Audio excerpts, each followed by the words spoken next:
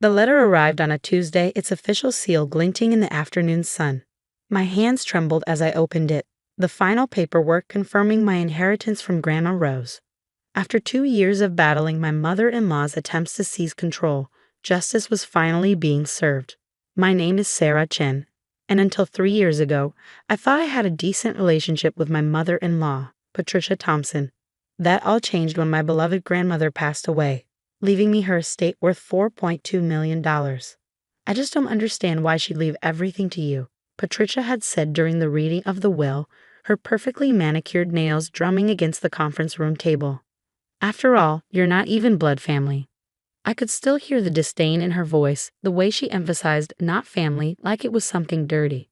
But Grandma Rose hadn't cared about blood relations. She loved me from the moment her grandson Michael brought me home, treating me like the granddaughter she never had. For 8 years, while Patricia spent her time at country clubs and charity galas, I visited Rose every Sunday. We cooked together, gardened together, and shared stories about our lives. When she started showing signs of dementia, I was the one who helped her navigate medical appointments and organized her care. Someone needs to oversee her finances, Patricia had declared during a family dinner, about 6 months before Rose passed. She's clearly not in her right mind anymore, making all these changes to her will. I should have recognized the warning signs then. The way Patricia started showing up at Rose's house unannounced, hovering over her shoulder as she reviewed her financial documents. But I was too focused on caring for Rose to see the manipulation happening right in front of me. It wasn't until after the funeral that I realized just how far Patricia would go to get her hands on Rose's money. I filed a petition to be named executor of the estate, she announced one morning, walking into my kitchen like she owned it. Given your limited financial experience, is really for the best. I set down my coffee cup, trying to keep my voice steady. The will specifically names me as executor, Patricia. Rose wanted me to handle her estate. She smiled, that condescending smile I'd grown to hate. Dear, you're a kindergarten teacher. What do you know about managing millions? Besides, Rose wasn't in her right mind when she made those changes. We both know that. But what Patricia didn't know was that I'd been preparing for this moment for years. Ever since I noticed her increasing interest in Rose's finances, I'd started documenting everything. Every conversation, every surprise visit, every attempt to isolate Rose from other family members, it was all recorded.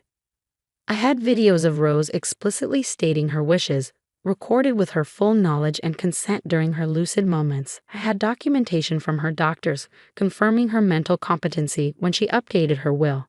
And most damaging of all, I had recordings of Patricia herself, plotting with her lawyer to have Rose declared incompetent.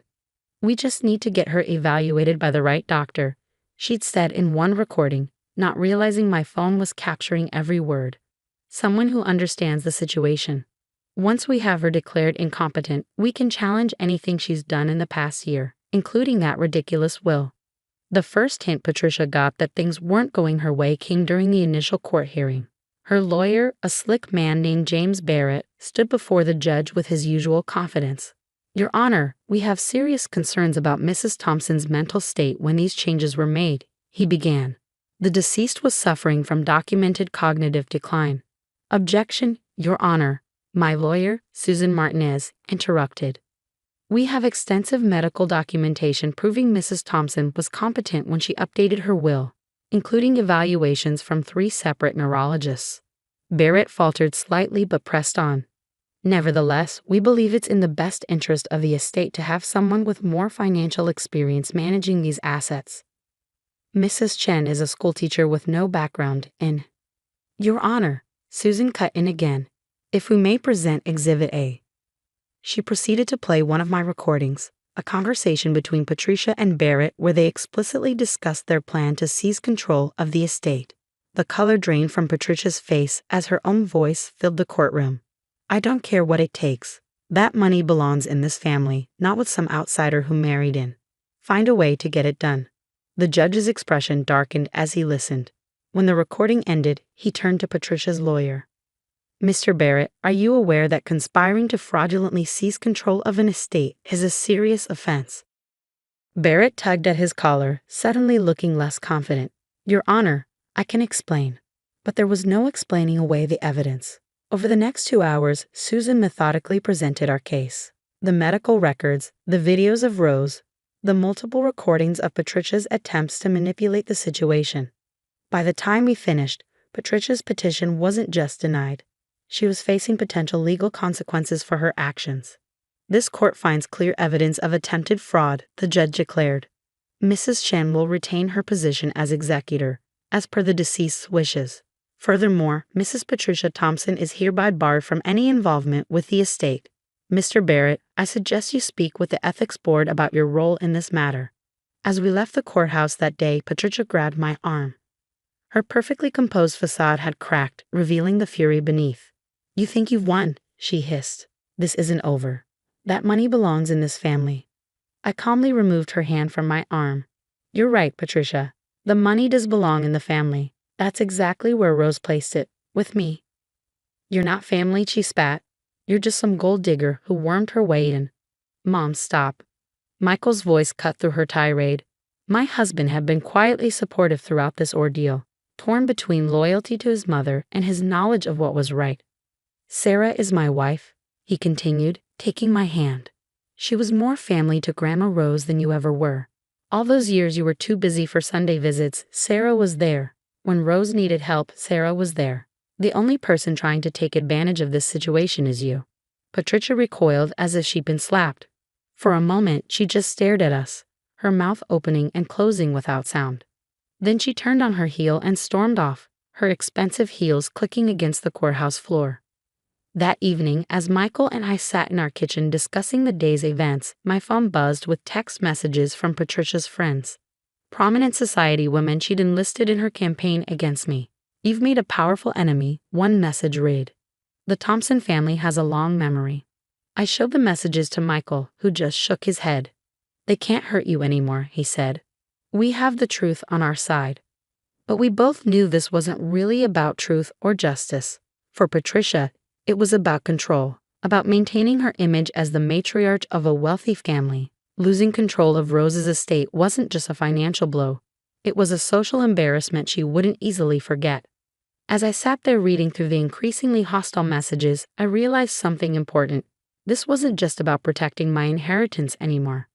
It was about standing up to a woman who had spent years manipulating and bullying others to get her way. I picked up my phone and began forwarding the threatening messages to Susan. If Patricia wanted to continue this fight, I would be ready. I had learned from our first battle, documentation was everything.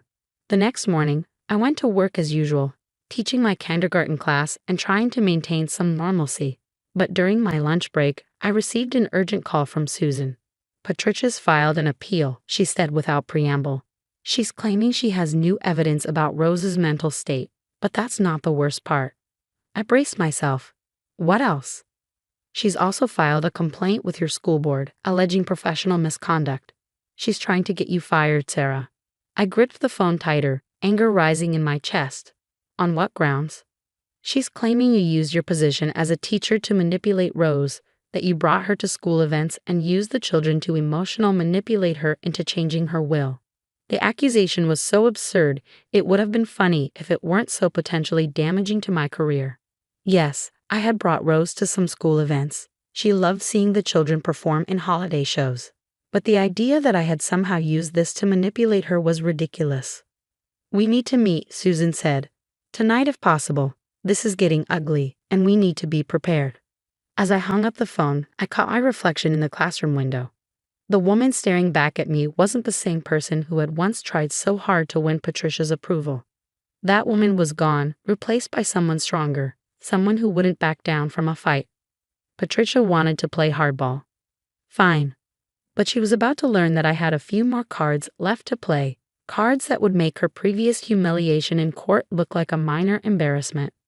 Patricia's attempt to have me fired backfired spectacularly. The school board called an emergency meeting to review her allegations, but I came prepared.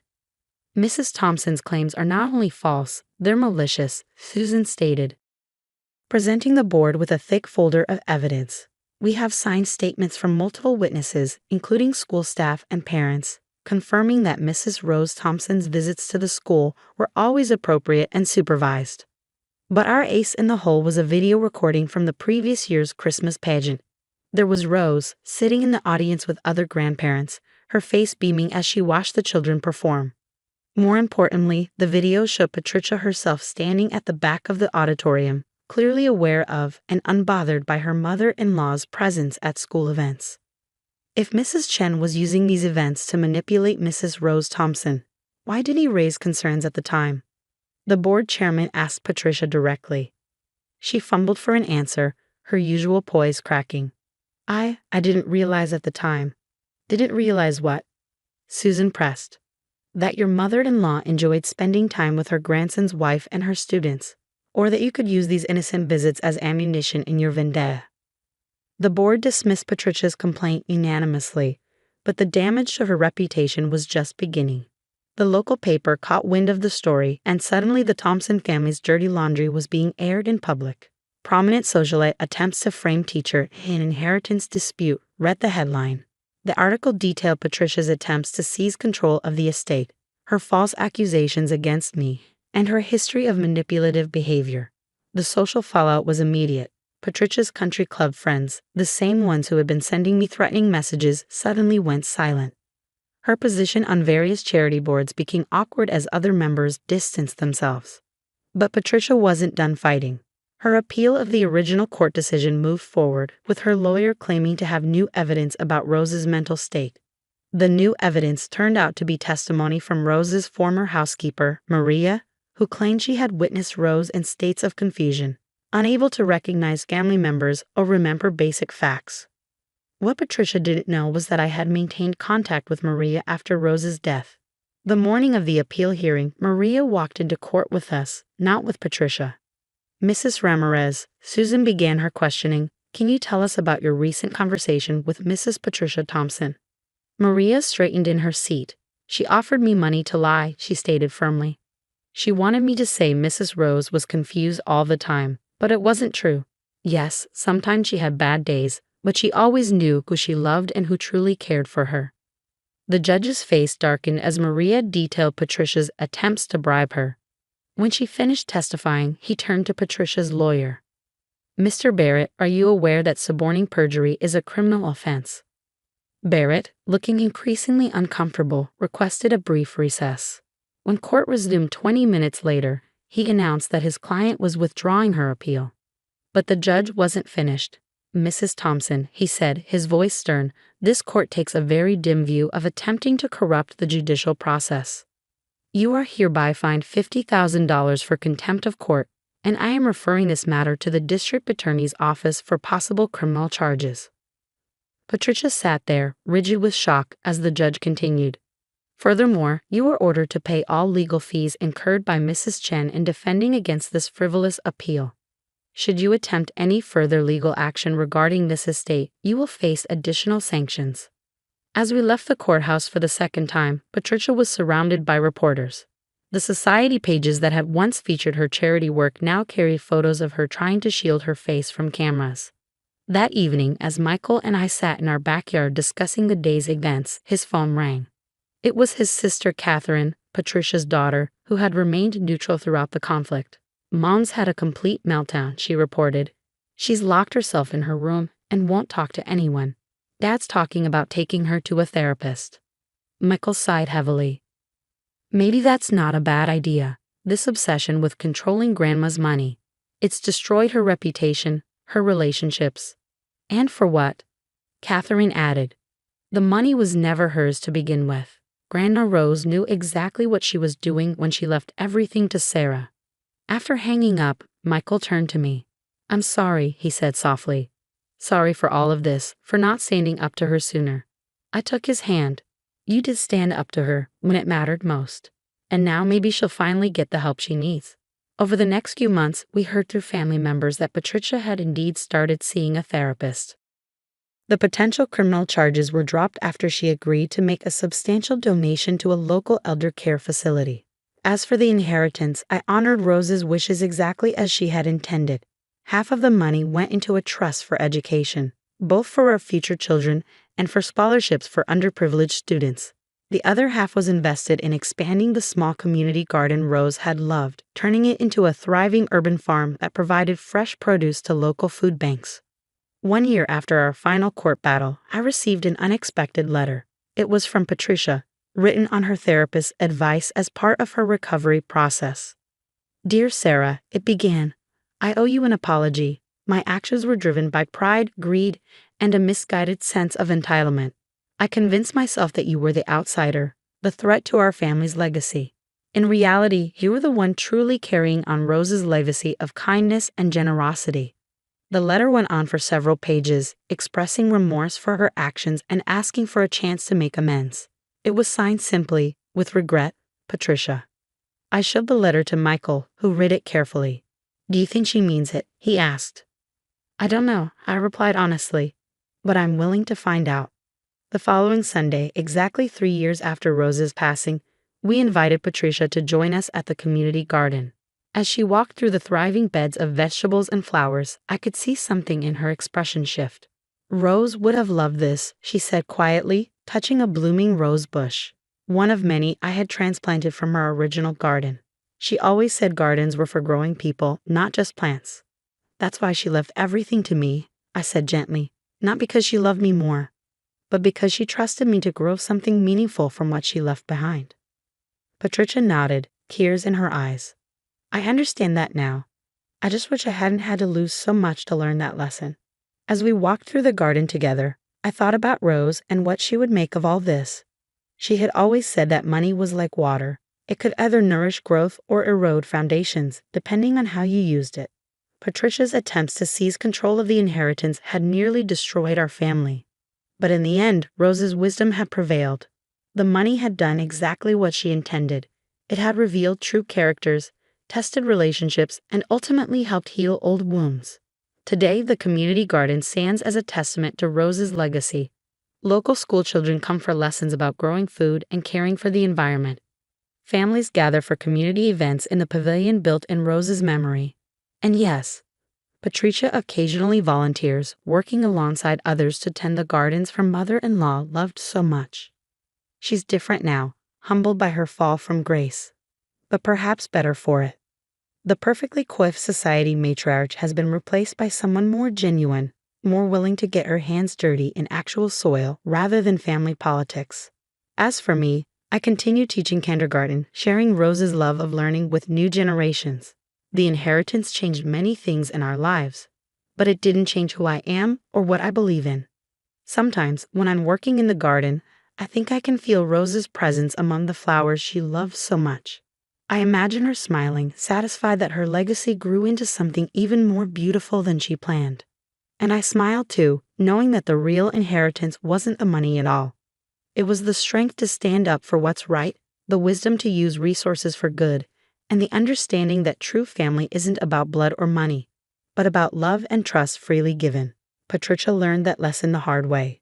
But in the end, maybe that's exactly what Rose intended all along.